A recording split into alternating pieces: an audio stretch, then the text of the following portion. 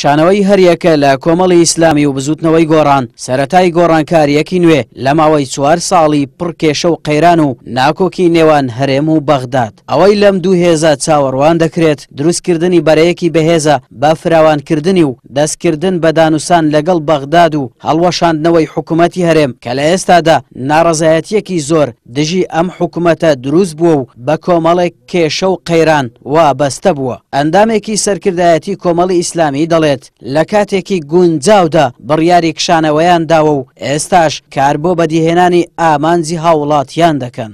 لەمێژ کاتی کشانەوە هاتوو بەڵام بەهۆی و بارودۆخی کە ڕووی لە هەرێم کردبوو لە سەردەمی شەڕی داعش و مەسەلەی ڕیفراندۆم و ئەوانە هاتە پێش کۆمەڵە پرسی گرنگ بوونیانی هۆکاری دواخستنەکەی دواخست ئەگەنا ئێمە لە سەرتاوە بەشداری ئەم حکوومەتەمان کردەوە بۆ چاکسازی و جێبەجێکردنی ئەو شەش پاکێزەی لە سەردەمی ئۆپۆزیسیۆن دابوومانێ ئەگەنا چوونە حکوومەت هەر بۆ چوونە ناو حکوومەت بێ ئەمە هیچ نیە ئەگەر بۆ خزمەتی خەڵک نەبێت. لە ئێستا پێویستی بەوەیە کە نەخشە ڕێگایەکی باش دانرێن و چاکسازی باش بکرێ و هەماهنگ بین لەگەڵ هەم حکوومەتی عێراقی و هەم پرسە نێو دەوڵەتیەکان.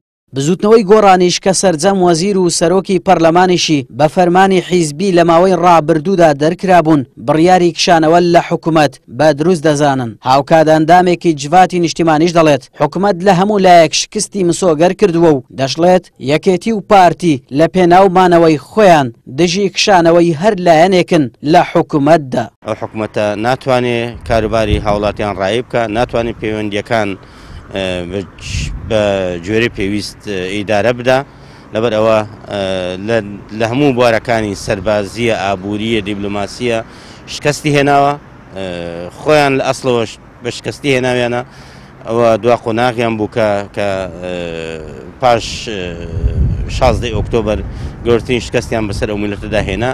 لە ساڵی 2014 کابینەی هەشتەمی حکوومەتی هەرێم بە بەشداری سەرجەم لایەنەکان پێکهێنرا و مەرجی هەریەکە لە کۆمەڵی ئیسلامی و بزوتنەوەی گۆڕان خۆی لە چەند خاڵێک گرتبوو کە پێویست بوو لەسەر حکوومەت ئەنجامیان بدا. بەڵام دوای چەند ساڵێک حکوومەت نەیتوانی داواکاری ئەو لایەنانە کە داخوازیەکانی خەڵک بوون لە سیستەمی سیاسی و حکومڕانیدا جێبەجێیان بکات. هەر بۆیە دوجار لەگەڵ بەرفراوانبوونی ناڕەزایەتیەکان کۆمەڵ و گۆڕان دەست بەرداری پلە و پۆستەکانیان بوون و هاتنە بەرەی خەڵک تاوەکو چیتر هۆکارێک نەبن لە درێژەدان بەو حکوومەتە شکست خواردووە.